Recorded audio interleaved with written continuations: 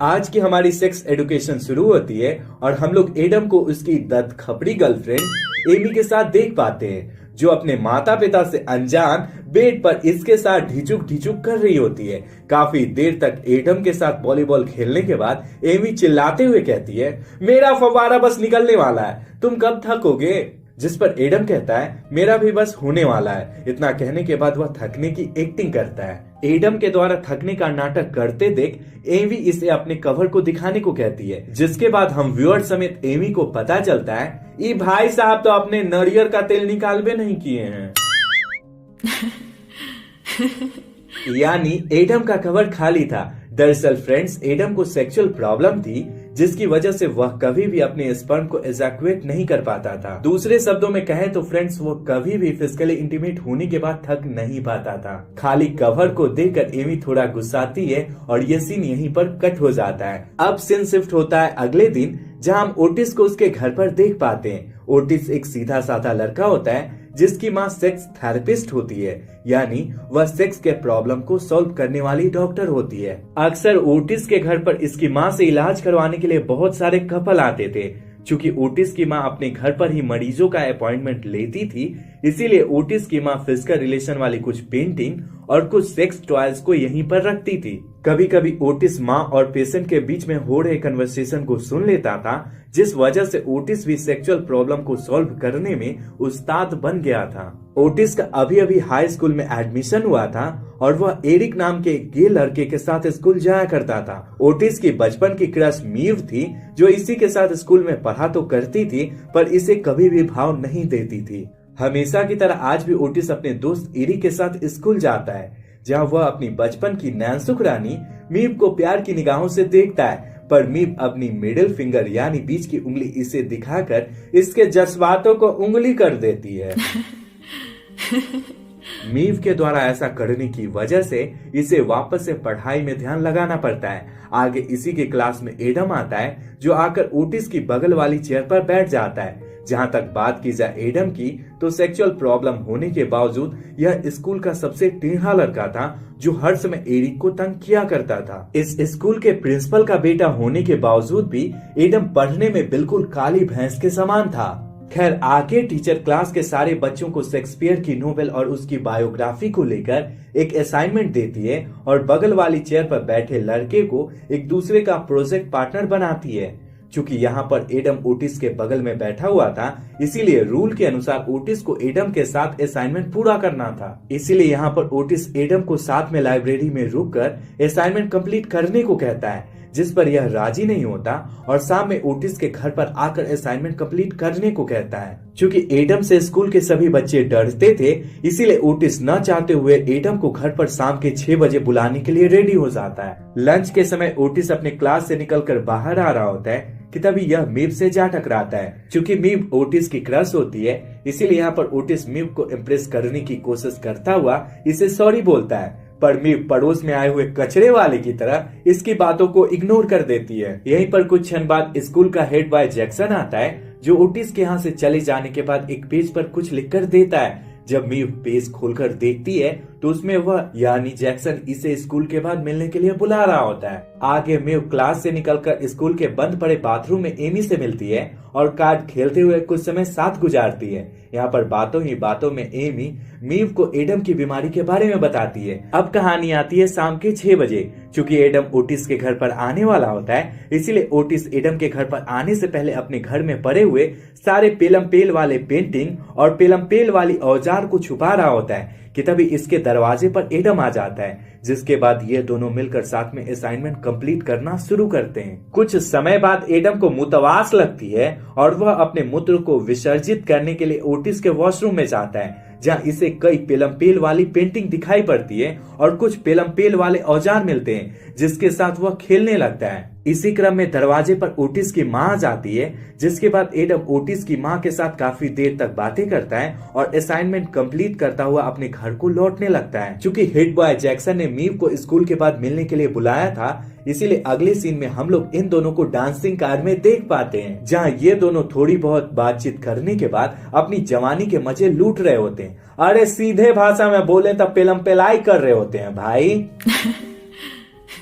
वहीं दूसरी तरफ गे होने की वजह से एरिक लड़कियों की तरह मेकअप कर रहा होता है और ये सीन यहीं पर कट हो जाता है। ओटिस के घर से निकलने के बाद एडम मस्ती करता हुआ अपने घर पर पहुंचता है, जहां पहले से इसके कमरे में एमी मौजूद होती है, जो फिर से टपाटप करने के लिए इसके साथ बेताब होती है और इसके कमरे में घुसते ही वह इसे सिड्यूस करना शुरू कर देती है। चूंकि पिछली बार एडम क्लाइमेक्स तक नहीं पहुंच पाया था, इसलिए वह एमी को यहाँ से जाने के लिए कहता है, जिस पर एवी निराश होकर गुस्साते हुए यहाँ से चली जाती है। अब कहानी आती है अगले दिन स्कूल में। चूंकि रात में एडम ने एवी को अपने घर से भगा दिया था, इसीलिए यहाँ पर एडम वनडे में डबल शतक मारने वाली दवा खाता है, ताकि इस बार वो अपन केला से नारियल का तेल निकाल सके।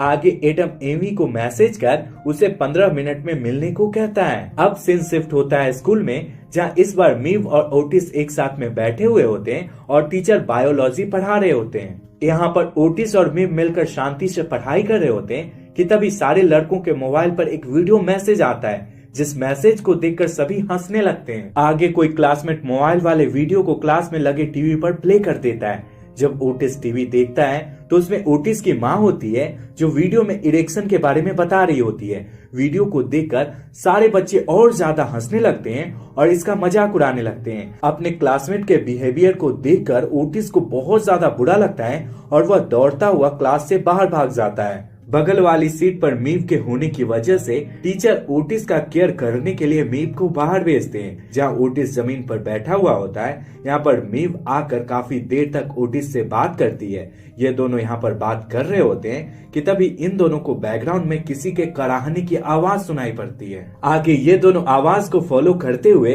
बंद पड़े वॉशरूम में पहुंचते हैं, जहाँ इन्हें एडम दिखाई पड़ता है। चूंकि एडम ने वनडे के दिन डंडे गाड़ने वाली दवाई यानी इरेक्शन वाली दवाई खाई थी, इसीलिए इसका छोटू जरूरत से ज्यादा इरेक्ट हो चुका था, जिस वजह से इसे दर्द हो रहा था और ये कड़ाह रहा था। मीव और ओटिस को सामने देखकर एडम कहता है, मेरे नेनुआ को वापस से नुन्नू में बदलने में मेरी मदद करो, ये बहुत दर्द कर रहा है। चूंकि ओटिस एक सेक्स थेरेपिस्ट का बेटा था, इसीलिए वह इससे पूछता है, क्या तुमने दवाई ली थी? जिस पर एडम थोड़ा हिचकिचाते हुए कहता है, हाँ यार 3 गोलियां ले ली थी। आगे ओटिस अपने माँ के ट्रीटमेंट को याद करता हुआ कहता है, तुम्हें कुछ नहीं हुआ है, तुम बस अपना दिमाग शांत रखो और सब कुछ ठीक हो जाएगा। ओटिस की बात सुनकर मीव मुस्कुराते हुए कहती है, घंटा, इसके डंटे को कभी भी कुछ नहीं हो सकता।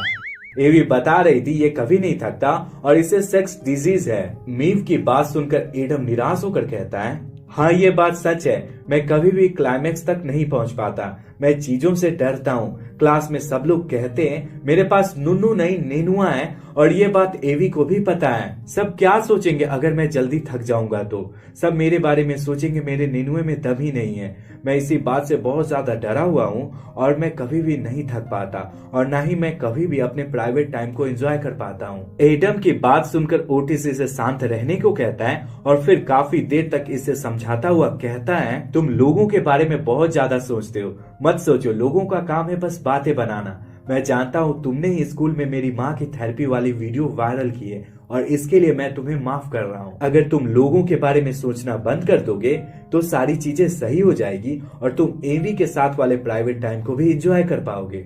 हर किसी का नुन्नू लगभग एक ही साइज का होता है, बस सामने वाले की हाइट पर थोड़ा बहुत का डिफरेंस होता है। ओटिस के इस लंबे चौड़े लेक्चर को सुनने के बाद एडम खुद को संभालता हुआ अपने दिमाग को शांत करता है, जिस वजह से इसका नुन्नू पहले की तरह होने लगता है और इसकी प्रॉब्लम सॉल्व हो जाती है। आगे एडम लंच टाइम में कैंटीन में पहुंचता है, जहां वह सबके सामने अपनी पैंट उतारता हुआ कहता है, देखो स्कूल वालों, ये रहा मेरा नुन्नू।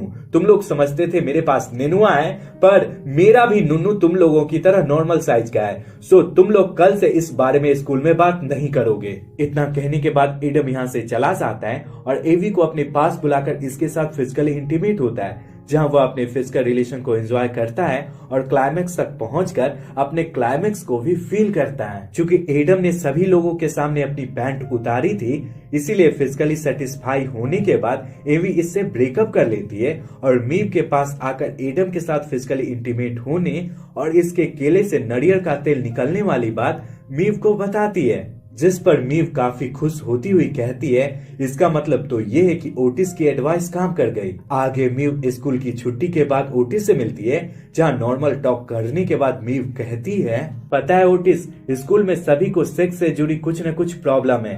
तुमने एडम की प्रॉब्लम को सॉल्व की है और मुझे लगता है तुम स्कूल के सारे स्टूडेंट की सेक्स प्रॉब्लम को सॉल्व कर सकते हो। क्या तुम इन लोगों की प्रॉब्लम सॉल्व करने के लिए मेरे साथ स्कूल में एक क्लिनिक खोल सकते हो? क्योंकि मीव ओटिस की क्रश थी, इसीलिए वह चाहकर भी मीव को मना नहीं कर पाता और फटाक से हाँ बोल देता है। और इसी के साथ ये एपिसोड यहीं पर खत्म हो जाता है। इसके आगे की कहानी एपिसोड 2 में दिखाई गई है, जिसमें ये दोनों मिलकर स्कूल के अंदर एक क्लिनिक चलाते हैं, जिसकी स्टोरी काफी इंटरेस्टिंग है। अगर आप आगे की कहानी देखना चाहते हो तो मेरे इस वीडियो को लाइक कर कमेंट में नाइस लिख देना। मेरे दूसरे चैनल को भी सब्सक्राइब कर लेना, आपको दूसरे चैनल की लिंक डिस्क्रिप्शन में मिल जाएगी। 2000 लाइक्स पूरा होते ही मैं इसके दूसरे एपिसोड को अपलोड कर दूंगा। तो फ्रेंड्स, अगर आपको ये वीडियो पसंद आया है और आगे के एपिसोड को अगर आप देखना चाहते हो तो आपसे एक प्यारा सा रिक्वेस्ट है, मेरे चैनल देसी बुक को ऑल बेल नोटिफिकेशन के साथ सब्सक्राइब कर लेना, ताकि आपको मेरे वीडियोस की नोटिफिकेशन मिलती रहे और मुझे आपका सपोर्ट। तो गाइस, वीडियो यहीं तक था। पूरा वीडियो देखने के लिए ढेर सारा धन्यवाद।